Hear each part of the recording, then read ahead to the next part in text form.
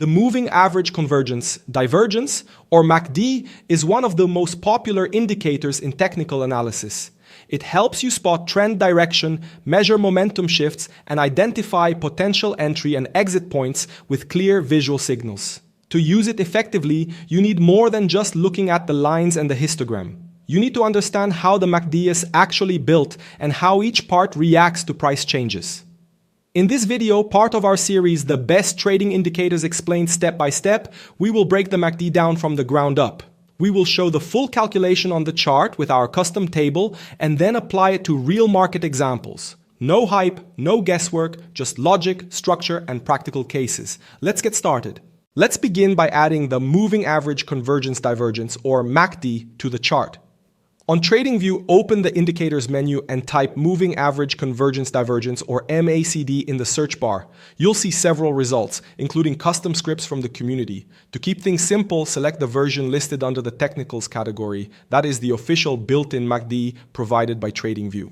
By default, the MACD uses a 12-period fast length, a 26-period slow length, and a 9-period signal smoothing, all calculated from the closing price. Once the MACD is added to your chart, hover over the indicator name and click the gear icon. This opens the settings panel where you can fully customize how the MACD works and how it looks. Now let's go over the full settings of the MACD, starting with the Inputs tab. At the top, we have fast length. This controls the period of the faster moving average. The default is 12. Next is slow length, which controls the period of the slower moving average. The default is 26. The MACD line itself is calculated by subtracting the slow MA from the fast MA. Then we have source, which determines which price values are used in the calculation. By default, it is set to close, meaning each candle's closing price. You can change it to open, high, low, or averages like HL2 or HLC3. Signal smoothing controls the moving average applied to the MACD line itself. The default is 9, which means the signal line is a 9-period average of the MACD line. Below that, we have two options for the type of moving average used: oscillator MA type and signal line MA type. Both are set to EMA by default, which is standard for MACD. However, you can switch them to SMA, RMA, or WMA if you want to experiment with different smoothing methods. Under calculation, the time frame is set to chart, meaning the MACD follows whichever time frame you are viewing, whether 5 minutes, 1 hour, or daily. The checkbox. Wait for time frame closes ensures that values are only confirmed after the candle closes, preventing noisy updates while the candle is still forming. Finally, under input values, the option inputs in status line controls whether the MACD's parameters and current values appear at the top left of your chart. It's usually best to keep this enabled for quick reference. Now let's switch to the Style tab. Here, you can customize how the MACD and its visual components appear on the chart. At the top, you'll see the histogram checkbox. Turning this on or off will show or hide the bars that represent the difference between the MACD line and the signal line. Just below it, you can customize the colors used for positive and negative values. By default, TradingView provides 4 color slots, 2 for positive bars and 2 for negative bars. You can change them to match your personal style or improve visibility. Next, you have the options for the MACD line and the signal line. Both can be enabled or disabled, and you can fully customize their color, thickness, and line style. By default, the MACD line is blue and the signal line is orange. Below that, there is the zero line option. This horizontal line marks the level where the MACD shifts from positive to negative. You can change its appearance or turn it off if you prefer a cleaner chart. Under output values, the precision setting defines how many decimal places are shown. Leaving it on default is usually best, since it adjusts automatically depending on the instrument. Finally, you can enable or disable 2 display options. Labels on price scale will show the current MACD value as a tag on the right side of the chart. Values in status line displays the MACD's value and parameters at the top left corner for quick reference. Finally, we have the Visibility tab. This tab controls which time frames the MACD will appear on. You will see options for ticks, seconds, minutes, hours, days, weeks, and months. Each row lets you set the visibility range, such as from 1 to 59 minutes or from 1 to 24 hours. If a box is checked, the MACD will be visible when that time frame is active. If it is unchecked, the indicator will be hidden during that range. At the bottom, there is also a ranges option. This allows for more advanced visibility control, but in most cases, you will not need to use it. With all these settings adjusted, your MACD is now fully configured and customized. In the next step, we will look at how the MACD calculation actually works. Now that we have covered the default settings of the moving average convergence divergence, let's take things one step further. To help you truly understand how the MACD works, we have developed a custom indicator that breaks down the full calculation right on the chart. It is designed to mirror the behavior of the standard MACD with fast 12, slow 26, and signal 9, but with one key difference. It shows each step of the formula clearly so you can see exactly how the final values are built. On the right side of the screen, you can see the most recent closing prices used in the calculation. Each one is labeled from P0, which is the current candle, back to earlier bars like P1, P2, and so on. This brings us to the core of the MACD calculation. Let's walk through it step by step. Step 1 is to calculate the two moving averages of price. We compute the fast moving average with length 12 and the slow moving average with length 26. Both are based on exponential smoothing by default. Step 2 is to find the MACD line. This is simply the fast MA minus the slow MA. Step 3 is to build a signal line. We take the MACD line itself and smooth it again with a 9-period moving average, creating the reference line that traders compare against. Step 4 is to compute the histogram. The histogram is the MACD line minus the signal line. When it is positive, the MACD is above the signal, showing bullish momentum. When it is negative, the MACD is below the signal, showing bearish momentum. At the bottom of the panel, you can also see the intermediate values: fast MA, slow MA, the MACD line, the signal line, and finally the histogram.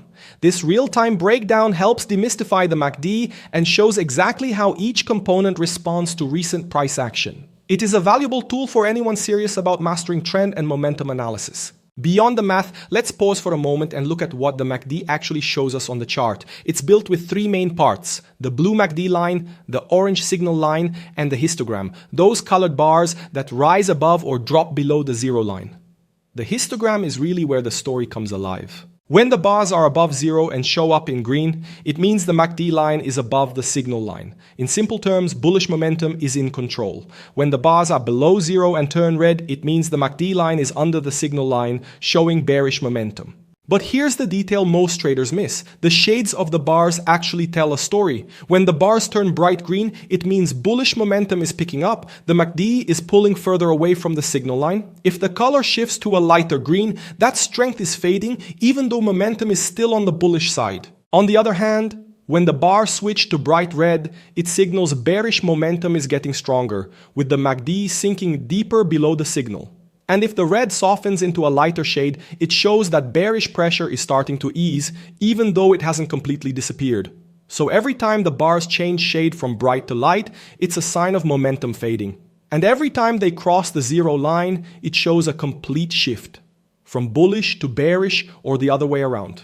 This color coding makes the MACD very intuitive. With just a glance, you can see not only the direction of momentum, but also its strength and whether the move is speeding up or running out of energy. Now here is something crucial, and it needs to be said clearly. One of the biggest mistakes traders make with the MACD is treating it like a simple buy or sell signal machine. They see the MACD line crossing above the signal line and assume it is always time to buy. They see the MACD line crossing below the signal line and immediately want to sell.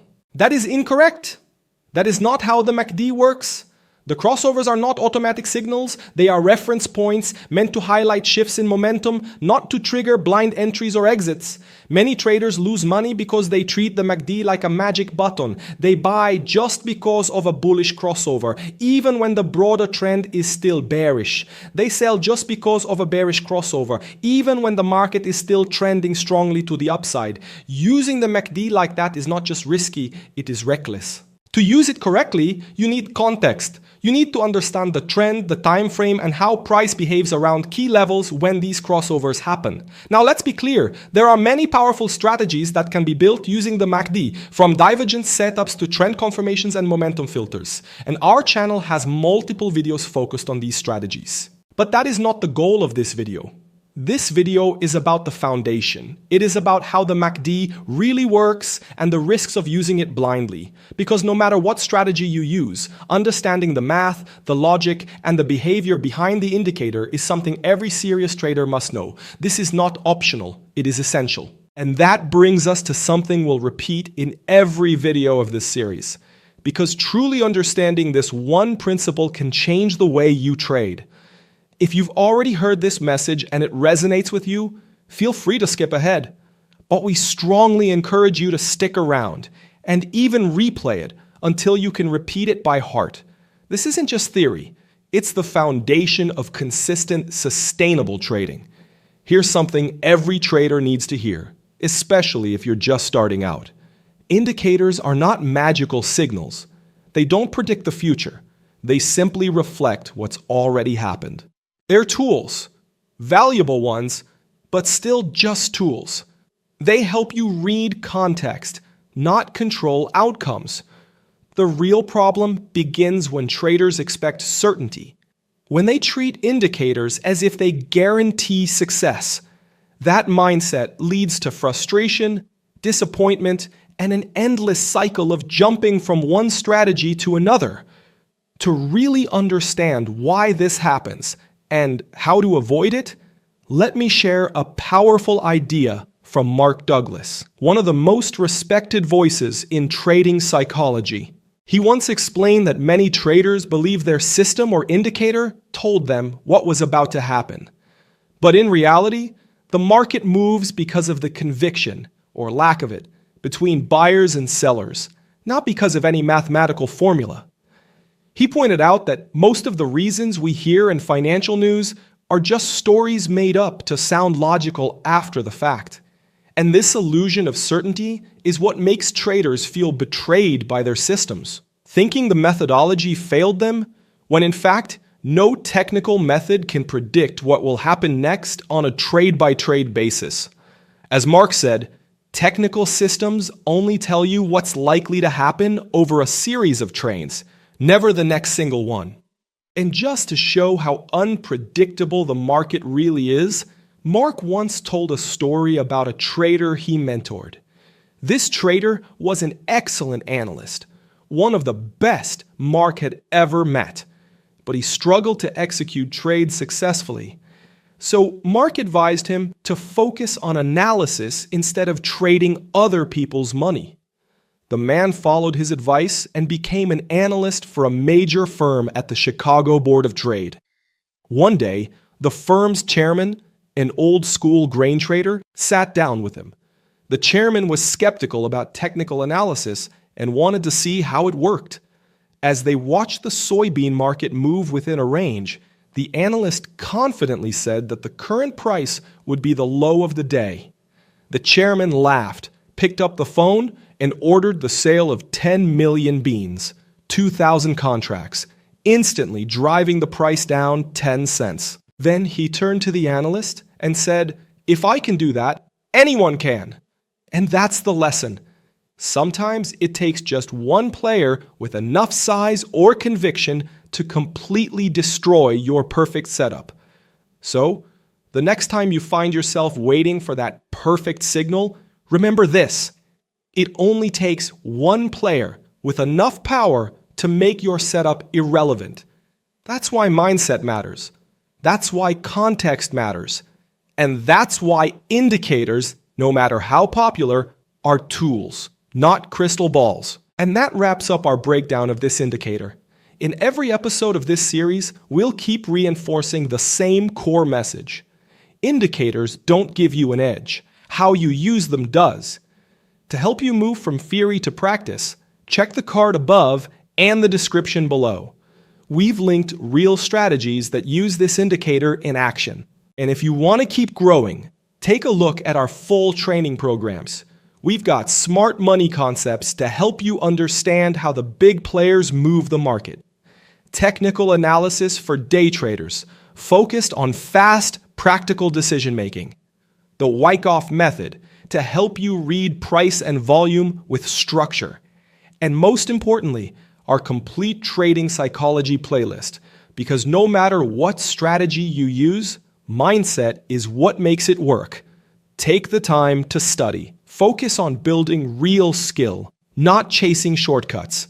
Because at the end of the day, it's not the indicator that makes you profitable. It's how well you understand and use it. I hope you enjoyed today's video.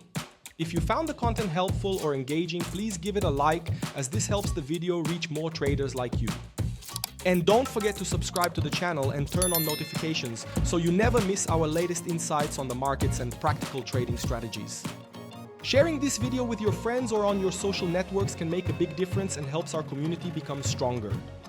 Now, if you want to go even deeper and get access to exclusive content, early video releases, and extra tools to support your journey, consider becoming a member of the ComLucro Trader community right here on YouTube.